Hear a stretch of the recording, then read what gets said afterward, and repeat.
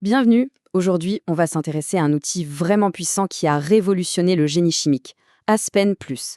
C'est un logiciel de simulation de procédés, en gros, une technologie qui nous permet de créer et de tester des usines chimiques entières, mais de façon complètement virtuelle. La question des départs est simple, mais elle est fondamentale. Comment fait-on pour tester une usine qui coûte des millions de dollars, avant même d'avoir posé la première pierre? Comment s'assurer qu'elle sera efficace, qu'elle sera rentable, et surtout qu'elle sera sûre? Eh bien la réponse, elle tient en un mot, simulation.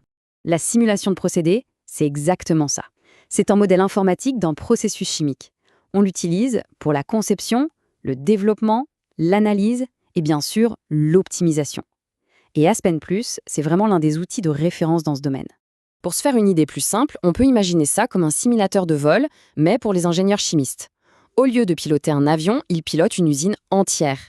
Ils peuvent tester tous les scénarios possibles sans le moindre risque, que ce soit matériel ou financier. Pratique. Bon, maintenant plongeons dans le vif du sujet. Pourquoi est-ce si important de simuler? Quels sont les avantages concrets de construire cette fameuse usine chimique virtuelle?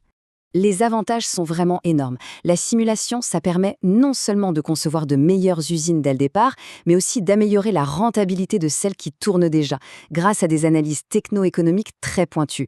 On peut aussi décortiquer les aspects de sécurité, d'énergie et surtout, on peut tester des alternatives en un clic pour trouver la meilleure option sans dépenser 1 euro. Alors, comment on construit une de ces usines virtuelles?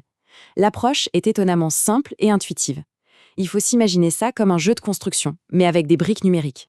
Chaque équipement d'une usine, ce qu'on appelle une opération unitaire, est en fait représenté par un bloc. Là, par exemple, on voit les briques de base, les réacteurs, là où le produit A se transforme en produit B, et puis les mélangeurs, pour combiner tous les ingrédients. Ensuite, on passe à des blocs un peu plus complexes, comme les colonnes de séparation. Elles sont absolument essentielles pour purifier les produits, par exemple avec des techniques comme la distillation ou l'extraction. Et pour finir, il nous faut des briques pour gérer l'énergie et le mouvement. C'est le rôle des échangeurs de chaleur pour chauffer ou refroidir et des pompes pour faire circuler tous les fluides dans l'usine.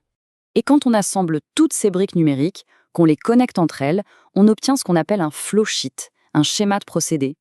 Et cette image, elle montre parfaitement le résultat final, un véritable jumeau numérique de l'usine qui est prêt à être mis à l'épreuve. Attention! Avant de pouvoir lancer la moindre simulation, il y a 2 étapes fondamentales absolument nécessaires. D'abord, il faut spécifier les composants, en gros les ingrédients. Et ensuite, il faut spécifier les méthodes, c'est-à-dire les lois de la physique qui vont gérer tout ça. Allez, première étape, le choix des ingrédients. C'est la base de tout. Il faut dire au logiciel avec quelle substance chimique on va travailler. Chaque simulation commence donc avec cette liste maîtresse. Ici, on voit par exemple du monoxyde de carbone, du méthane, de l'eau. C'est ni plus ni moins que la liste d'ingrédients d'une recette de cuisine. On définit précisément chaque produit chimique qui entre ou qui sort du processus. Une fois que les ingrédients sont dans la liste, il faut définir les règles du jeu. C'est la deuxième étape, un peu plus abstraite, mais tout aussi cruciale, le choix des modèles thermodynamiques. Et là, il ne faut vraiment pas se tromper. Comme le dit si bien la documentation, choisir la mauvaise méthode peut conduire à des résultats de simulation incorrects. Le point le plus important, c'est donc de sélectionner le bon ensemble de lois physiques pour son mélange spécifique.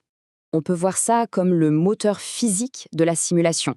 C'est lui qui va dire à Aspen Plus comment les ingrédients vont réagir les uns avec les autres en fonction de la pression, de la température et de leur nature chimique. Pour choisir le bon moteur, il faut savoir si le mélange est idéal ou non idéal. Un mélange de produits chimiques qui se ressemblent, comme le benzène et le toluène, c'est idéal. Mais un mélange de produits très différents, comme l'éthanol et l'eau, ça c'est non idéal. Pourquoi?